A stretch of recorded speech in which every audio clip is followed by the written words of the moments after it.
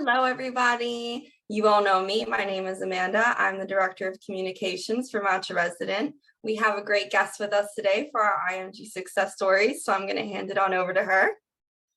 Hi, I'm so happy to be here. And Matcha Resident actually has been a great platform to, push through the season, get little updates, timelines, deadlines, and what is expected, the basic guidelines. So yeah, I am from India. I graduated in 2018 from a rural community first batch hospital. And I think my journey pretty much started there when during our internship, we had to work with the World Directory of Medicine to get our college enrolled and eligible for the USMLEs. And then, so because of lack of immediate mentors or seniors who had done this, we pretty much were to fend for ourselves for a bit. And then I think I gave my step one around 2019 or 18. It's been so long, I'm also confused. And then I prepared, so my step one was average, lower than average. I kind of like rushed through the steps because I felt like I had to make and meet this deadline. All my peers had given it. So I felt that, yeah, I need to give it by this time so I can apply for the next season, so I can study for CK. I think that's a huge mistake. Do not do that. Give the steps when you're ready. Do not rush the steps. And then then subsequently I decided to give my step to CK, which was a whole ordeal in itself with the computer failure, then giving it again, then giving it again and again. I think I'm the person in history who's given CK the most times. And then, sorry, you were saying something. I was just going to say, because I know you told me about how you had that issue, but if you could explain that really quickly, like you said you had a computer failure while you were taking step two, so then you had to take it again, right? Yeah, so I gave my step two, and in the last block, the computer failed.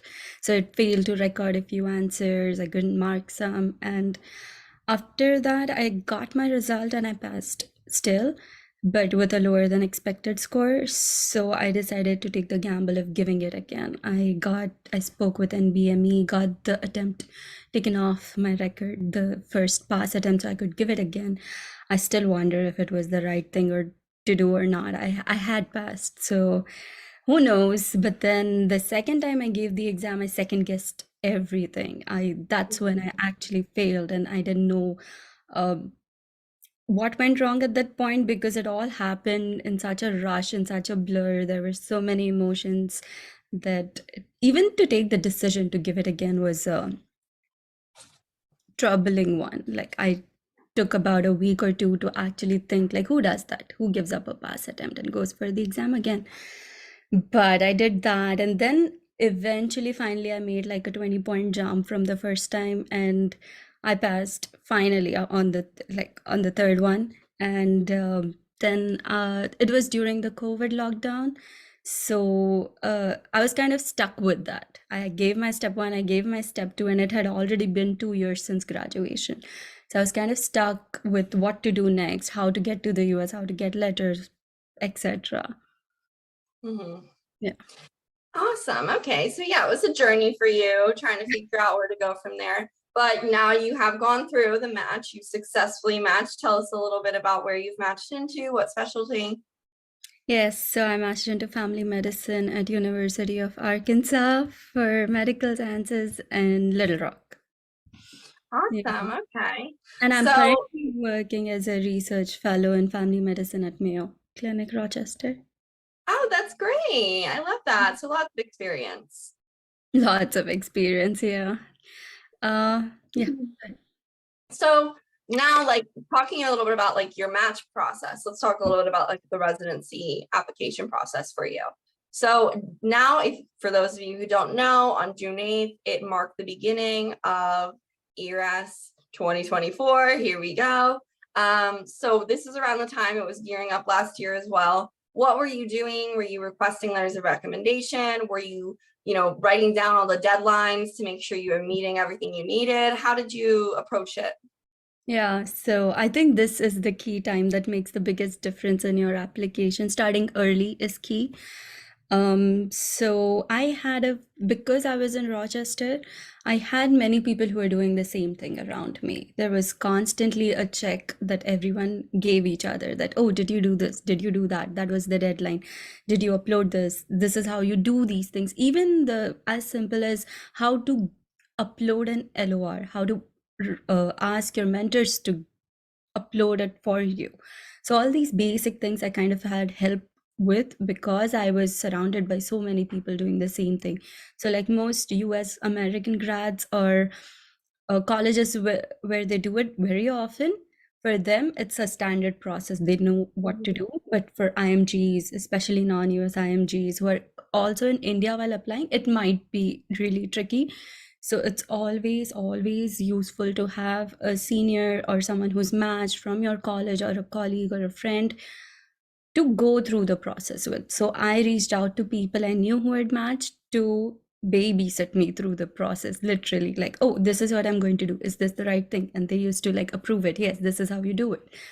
And anything as simple as like when I was filling out my ERA CV, the description you write is very important. How you write it, what you describe your work experience as. So I've seen many people make that mistake, that they don't know how to describe the work they have been doing. So I kind of didn't make that mistake because I had people who were willing to verify, check my CV, and you know and if you don't have immediate people who can do this, Twitter is a great place where people always post that, okay, send us your CV, we'll do this for you. Or LinkedIn is a great place where people offer these things for, nothing, because they want to give it forward.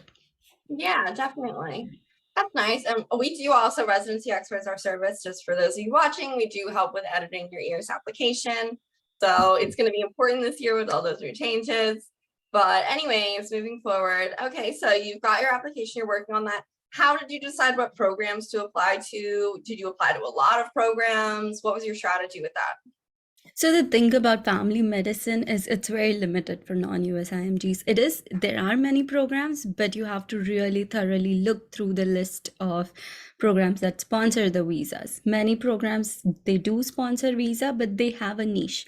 Like they go for Canadian candidates, or they have their own criteria. So don't just rely on Residency Explorer and Frida, especially if you're applying for IM, FM, because there are so many programs, and it's important to cross check everything from the program's website. I kind of didn't do a great job at that because I was doing research. I didn't, as much as I would like to believe I did a good enough job, I don't think I did, because I later realized that I kind of didn't apply to few very IMG friendly programs. So that was my big mistake.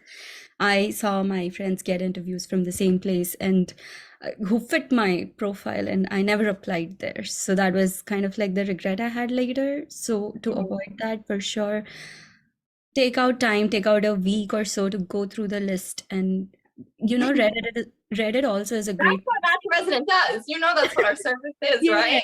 yeah. Like, that's literally what our service is. I wish Like, I use could. Match Resident, y'all. We'll make it so much easier for you. There We you call the go. programs directly. We check all that out. So it'll be a lot There you quicker if go. you just use Match Resident. I know, right? It Yeah, would have been a lot easier on you for sure. it would have. Yeah.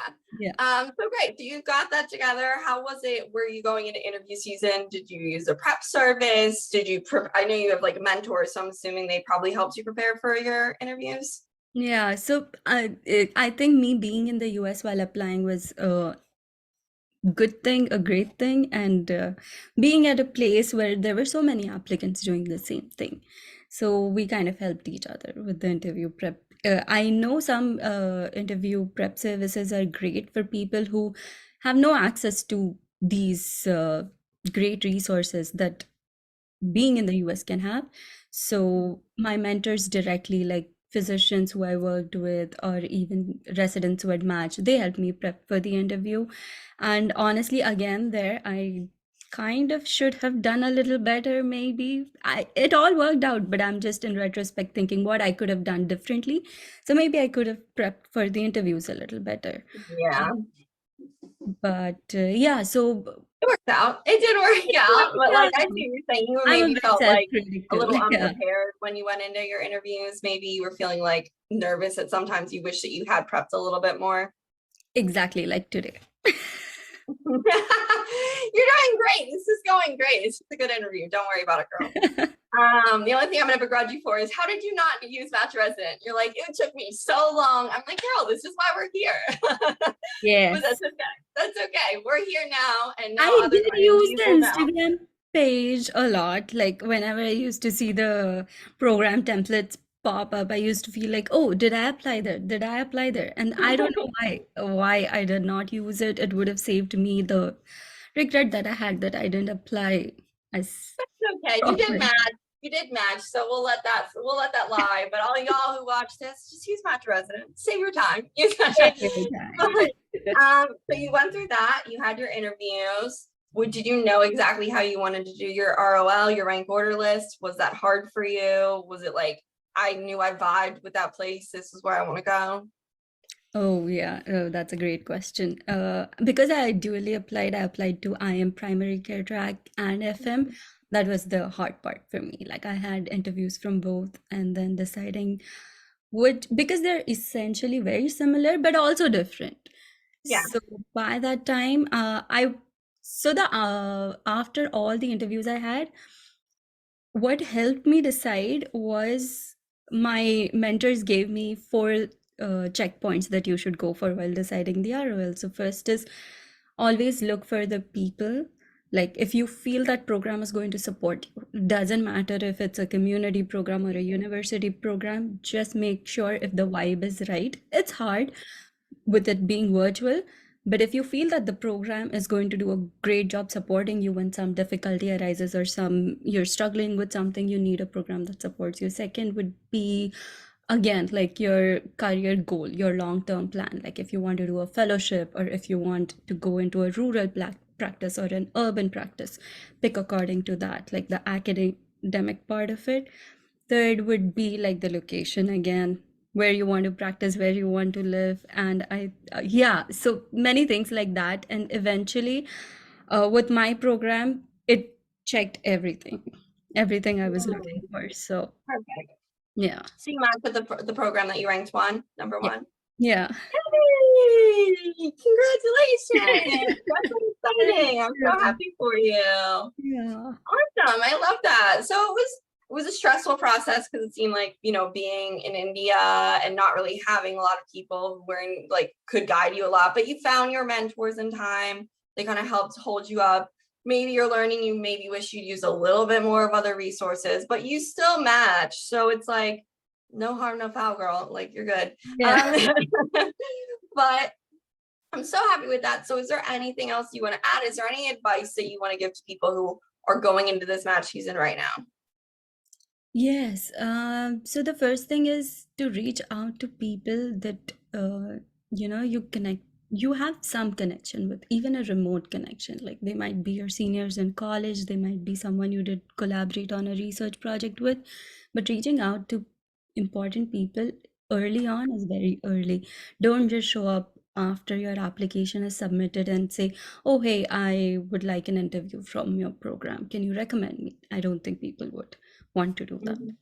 It's important to work on fostering those connections without a purpose or an agenda, just to learn from them, just to understand what their application or their math story was, what did they do.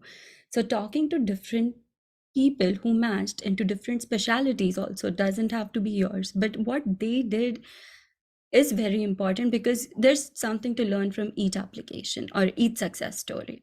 That's a huge benefit that, yeah.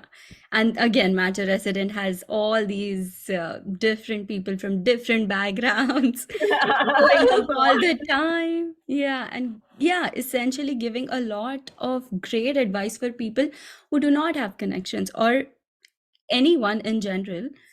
Um, Another thing would be to not make silly mistakes in your application, like Mhm. assign the right LORs, cross check, cross verify, do not have typos always. This is such a basic simple thing, but when in your browser, just upload Grammarly, just let it Yeah. sit there to do its thing. It'll do its job for you. Yeah, many small such things, like the biggest advice is do not rush your steps for anything. Just do not. Take your time till your assessments are scaling up, and do not have that deadline. Oh, I want to apply in this season, so I need to give the exam by this deadline. That is like a huge mistake. It doesn't work in reverse. I did that, doesn't work out. Follow a timeline, sure, but Your own timeline. No, that's a theme. I've had a lot of these interviews, and one I've learned is that when people rush it, sometimes it goes badly and then you freeze. And that ends up making things worse for you. Whereas just wait, just take some time. It's okay if you're a little bit of an older graduate. Like I know people are always doing that race against like being an older graduate, but a lot of the IMGs I've talked to, if you guys look at all these other videos this season, are older graduates. So I definitely Mhm. don't think that it counts you out at all as long as you're still focused with your application and you still continue to just keep pushing through. Definitely using those connections. I think that's something that's always helpful, having someone to ask for some advice, somebody to talk you down sometimes too when you're starting to panic because it's stressful. Yeah, yeah. And do not worry about the secondary part of the application, like research publications. I've had people who have not given step one and step two worry about how many publications do I need, or, it's very easy to think of all these different checkpoints that you have to hit, that you miss out the big picture or the main things that are going to be the stepping stone for everything else. So I would recommend just block out all these distractions. Just focus on the steps first, because that is the biggest hurdle, and everything else after that will fall in place in its time. There are I there will be rotations, there will be research positions, but not without the two pillars of these exams. Great. I love that. Well, thank you so much for joining us today. It was so fun talking with you. And congratulations again on your successful match. I'm so happy for you. You're going to be getting set up and getting in over here in the US soon enough. So I love Yeah, that. I'm already here. I have to move. That's, yeah.